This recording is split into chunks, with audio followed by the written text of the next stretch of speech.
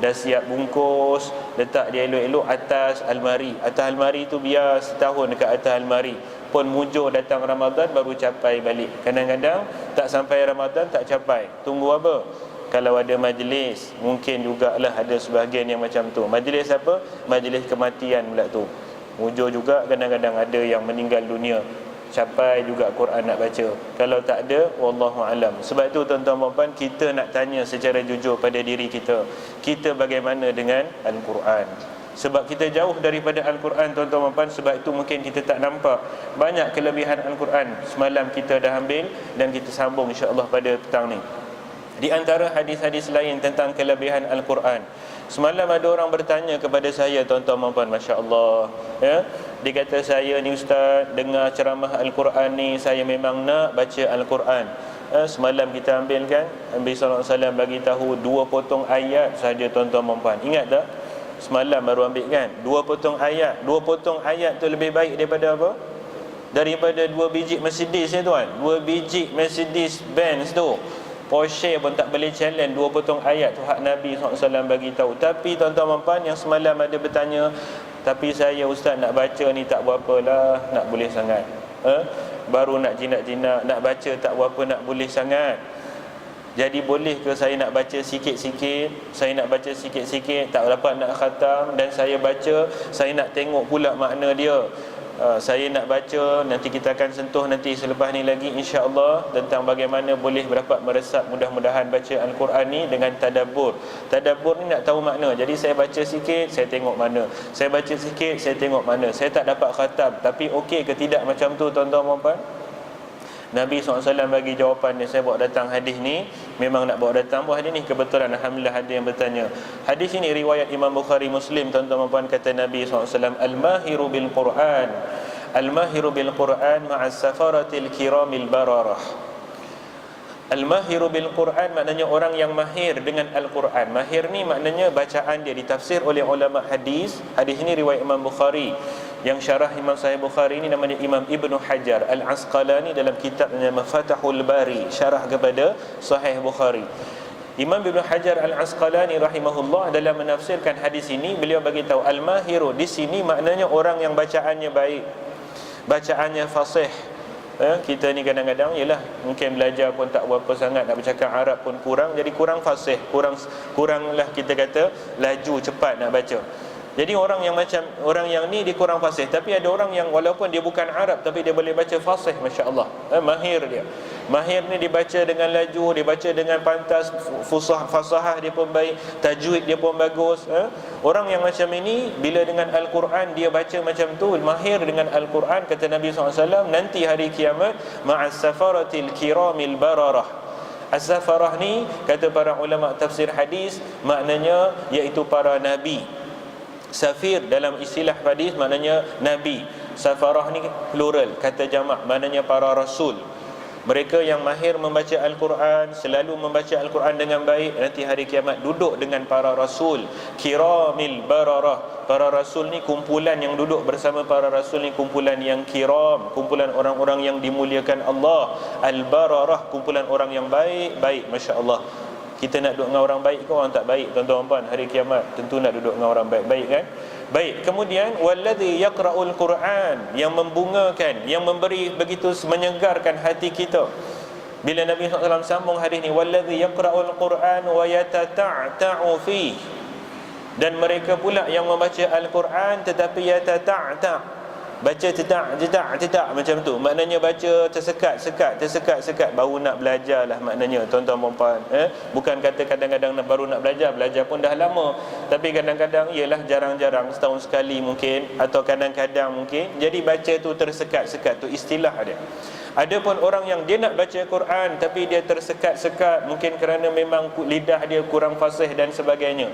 Kata Nabi SAW, wa huwa alaihi syaq, yang kemudian dia sungguh-sungguh, dia jadi payah nak baca, tapi dia challenge kepayahan dia itu. Jadi dia nak baca juga. Maka kata Nabi SAW, lahu ajran, dia dapat 2 pahala. Dia dapat 2 pahala. Dapat 2 pahala ni maknanya apa? Maknanya dia dapat double pahala. Pahala satu, pahala baca tu dah dapat dah, tapi dia tambah lagi satu sebab kerana dia berusaha untuk membaca walaupun bersusah payah. Sebab itu tuan-tuan dan puan, jangan risau, jangan merasa sedih, jangan merasa kita ni Allah tak ada can lah, nak khatam dengan 3 hari seminggu, baik aku baca sikit-sikit, tak payah baca langsung lah. Tak dapat apa, dapat tuan-tuan dan puan. Baca sikit pun dapat. Lagi-lagi kalau kita nak baca pun kita susah, jangan kita merasa sedih, kita teruskan membaca. Dan tadi kalau saya relatekan dengan soalan semalam sahabat yang bertanya, dia kata dia baca sikit-sikit tu tapi dia nak faham. Masya Allah, itu sangat-sangat baik. Yang tu kita akan sentuh nanti dalam masalah tadabbur. Walaupun baca sedikit, tetapi kita baca satu ayat, kita tengok maksud dia. Kita baca satu ayat, kita perhati makna dia. Kita baca satu ayat, kita perhati cerita apa ayat ni. Masya Allah, itu sangat-sangat baik. Itu namanya tadabbur tuan-tuan dan puan. Kalau boleh, kita dua-dua ni kita boleh buat. Kata para ulama, al-jam'u bainal husnayain, kita himpun antara dua-dua kebaikan. Baca pun kita baca terus, yang kita tengok kaji makna pun kita boleh buat. Masya Allah, itu adalah amat-amat baik. Apa pun tuan-tuan membuat, yang penting bersama dengan Al-Quran. Bersama dengan Al-Quran ni, baca Al-Quran, ambil mushaf tu kita pegang, dakap dia kita baca, itu sudah cukup baik bagi kita. Dan tuan-tuan dan puan, kemudian kita ambil sepotong hadis lagi. Hadis ni satu lagi hadis yang agak panjang. Nabi SAW pernah bersabda dalam hadis riwayat Imam Ahmad dan Imam An-Nasai dengan sanad yang hasan daripada sahabat Nabi namanya Buraidah, an Buraidah radhiyallahu an, Buraidah Al-Aslami Al-Ansari, salah seorang sahabat yang duduk dekat kota Madinah daripada golongan Ansar radhiyallahu anhu arda. Dia kata, sami'tu an-nabiyya sallallahu alaihi wa alihi wasallam yaqul, saya dengar Nabi sallallahu alaihi wa alihi wasallam pernah bersabda. Tuan-tuan puan, saya bukakan terjemahan di hadapan tu, tuan-tuan puan tengok terjemahan di hadapan tu. Saya akan terjemahkan di sini insya-Allah. Katanya Nabi SAW pernah bersabda, innal qur'ana yalqi sahibahu yawmal qiyamati hina yanshaqu anhu qabrahu karrajulis syahib. Nabi SAW bagi tahu, tuan-tuan puan, ni kelebihan orang yang rajin, susah payah nak baca Quran. Kata Nabi SAW, orang-orang yang suka baca Quran nanti hari kiamat, Al-Quran itu akan datang kepada tuannya. Al-Quran ni dia akan datang kepada tuannya. Dia tahu siapa yang baca dia. Ayat-ayat Al-Quran itu dengan izin Allah nanti hari kiamat dia akan cari siapa tuan dia yang suka baca dia. Dia datang. Dia datang macam mana? Pada hari dibangkitkan, pada yang syaqu an qabrihi, ketika hari manusia semua dibangkitkan, yang nama hari kebangkitan daripada kubur masing-masing. Tiba-tiba bangkit, dia datang karrajuli syahib, seperti umpama seorang pemuda yang kacak segak. Datang-datang jadi macam seorang pemuda yang kacak segak. Jadi macam seorang pemuda kacak segak ni datang-datang terus berjumpa dengan kita, tuan punya yang baca Quran tadi. Kita balik bangkit hari kiamat ni terpinga-pinga dah. Kita tahu cerita hari akhirat kan, tak tahu nak pergi mana, dengan siapa. Tiba-tiba ada orang segak, kacak, handsome, mungkin dengan pakaian dia yang hebat, kita boleh bayangkan dengan pakaian bersih dan sebagainya, datang terus pergi kat kita, sambut kita. Kemudian apa kata Nabi SAW? Fayaqulu hal ta'rifuni. Yang datang segak kacak tu datang, dia tanya dekat orang tu, kamu kenal aku tak? Fayaqulu ma'arifuk. Dia tanya, bro, lu kenal sama Allah tak bro? Kan dia tanya macam tu. You kenal tak bro? Tanya macam tu. Kita, bro, Allah tak kenal sama lu. Siapa? Dia kata, kita tak kenal ni, siapa-siapa ni. Apa tak main lah bro kat sini, kata kan. Tiba-tiba je datang kat kita, kata mungkin dengan cara sopan, Assalamualaikum, kata kenal saya. Saya tak kenal kamu. Nak cari siapa tak kenal. Tiba-tiba dia kenalkan diri. Dia kata apa? Ana sahibukal Quran. Akulah kawan kamu dulu yang nama Quran. Akulah kawan kamu yang kamu dulu suka pegang, suka dakap, suka baca. Kamu ni tak perasan akulah dia sebenarnya Al-Quran. Allazi azma'tuka fil hawajir wa ashartu lailik. Yang menyebabkan kamu sampai berlapar waktu siang, sanggup tak makan, dan juga sanggup tak tidur, bersengkang mata kerana akulah dia ni, aku datang kepada kamu. Wa inna kulla tajir min wara'i tijaratihi Dan sesungguhnya bagi setiap orang yang berniaga, dia mesti dapat keuntungan daripada perniagaannya. Fa innaka al-yawma min wara'i kulli tijarah. Dan ni aku nak bagi tahu kepada kamu, pada hari ini, sekarang ini, kamu adalah peniaga yang paling beruntung pada hari ini. Nak bagi tahu. Kat dunia kadang-kadang untung sikit, kadang-kadang untung lebih, kadang-kadang tak ada untung. Tapi ni sekarang ni kamu adalah peniaga yang paling berjaya sekali. Kenapa? Fayu'ta al-malak yami al-falak fayu'ta al-mulk biyaminihi wal khuld bishimalihi. Lantas tiba-tiba malaikat pun letakkan di sebelah kanan dia al-mulk. Al-mulk ni maknanya kerajaan, maknanya aset. Segala harta, segala yang kita nak, banyak kerajaan yang kita miliki, dia letak. Maknanya mungkin segala wang emas ke, segala apa yang kita nak, semua letak sebelah kanan. Wal khuld bishimalihi, dan kekekalan. Al-khuld ni maknanya macam kita ni, kalau boleh nak muda, tak nak rasa tua kan. Kalau boleh nak sihat, tak nak rasa sakit.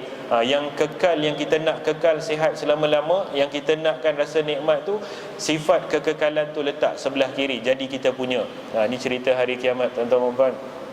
Tak cukup macam tu, wa yudha'u ala ra'sihi tajil wiqar, kemudian terus dipakaikan di atas kepalanya mahkota yang cukup bergemerlapan. Masya-Allah. Bila pakai mahkota ni, kalau kat dunia ni maknanya orang yang paling hebat, yang paling besar, sultan ke, raja dan sebagainya, dipakaikan kepada dia. Wa yuksa walidahu hallataini la taqumu lahuma ad-dunya, dan tak cukup itu pula, dicari pula mak ayah dia. Masya-Allah. Mak ayah orang tu tadi, yang dia kat dunia suka baca Quran, bila dia dah dapat yang dianugerahkan tu tadi, yang hebat-hebat, besar-besar tu, apa dia, kerajaan, kekekalan, kemudian mahkota pun dah pakai, tiba-tiba mak ayah dia pula dicari, dipakaikan pula ibu dan ayahnya dengan pakaian satu sut. Hullataini maknanya satu sut, seragam kain sutera, la taqumu lahuma ad-dunya, yang satu sut sutera tu tak pernah nampak, tak pernah ada dekat dunia kehebatan, kecantikan yang macam tu. Masya-Allah. Kemudian bila dah pakai macam tu, fayaqulan, mak ayah dia pun terkejut dan bertanya, amma kusina hadha, kenapa kami dipakaikan dengan begitu hebat ni? Fayuqal bi akhdhi waladikuma al-Quran, sebab kerana anak kamu dia suka membaca Al-Quran, kerana anak kamu anak yang dia mendampingi Al-Quran. Tuan-tuan perempuan, masya-Allah, kita tanyalah pada diri kita. Saya rasa tuan-tuan perempuan ramai seperti saya, adalah Allah rezeki kita anak-anak, tuan-tuan perempuan kan. Agak-agak anak-anak kita hari ini pun, anak-anak kita kecil-kecil ya, kadang-kadang dia sayang dekat mak ayah dia. Dia kata, "Daddy, what do you want for your birthday present this year? What you want me to buy for you for your birthday present, Daddy?" Anak kita cakap dekat kita. Ni anak saya kecil, tuan-tuan puan, dia tanya dekat saya, dia tahu pula saya birthday tak lama lagi. Dia kata dia nak offer kita nak bagi hadiah apa. Kalau kita, anak kita nak offer hadiah apa, tuan-tuan puan minta apa katnya? Daddy tak nak banyak-banyak. Tak apalah, belanja Daddy Swenson pun okey dah. Belanja Swenson pun alright dah. Tak apalah, dia kata nanti belanja Daddy pergi umrah pun okey dah. Tapi tuan-tuan puan, cuba kita tanya dekat anak kita. Kita tanya balik dekat dia. Boboy, Gegel, Abang Long, apa kita nak panggil kat dia? Daddy, Papa, tak nak apa-apa. Tapi boleh tak hadiahkan Daddy nanti dekat hari akhirat? Apa dia? Daddy nak hadiah apa? Nak hadiah apa? Nak kata crown. Tu dia, mahkota daripada permata. Macam mana Daddy? Kena baca Quran, cakap kat dia. Nanti baru boleh bagi kat Daddy. Jadi kita nak buat macam ni, tuan-tuan puan. Kita nak suruh, kalau boleh kita nak latih, insya-Allah, biar anak-anak kita seperti hadis ni bukan cerita dongeng ni. Masya-Allah, cuba bayang kalau nanti dengan sebab anak kita baca Quran, Allah pakaikan kita Allah pakaikan kita dengan pakaian sutera yang indah. Jadi itulah yang dijawabkan kepada dia, sebab kerana anak kamu masya-Allah dia mendampingi Al-Quran. Summa yuqal, kemudian dicakap, dibagi tahu pula, malaikat pun berseru kepada si anak ni tadi yang dia bersama dengan Al-Quran, iqra was'ad fi durujil jannah wa ghurafiha fahuwa fi sa'udin ma dama yaqra hadran kana aw tartira. Lalu malaikat pun kata, bacalah dia dalam keadaan yang macam tu. Malaikat pun sebut ni dah dapat nikmat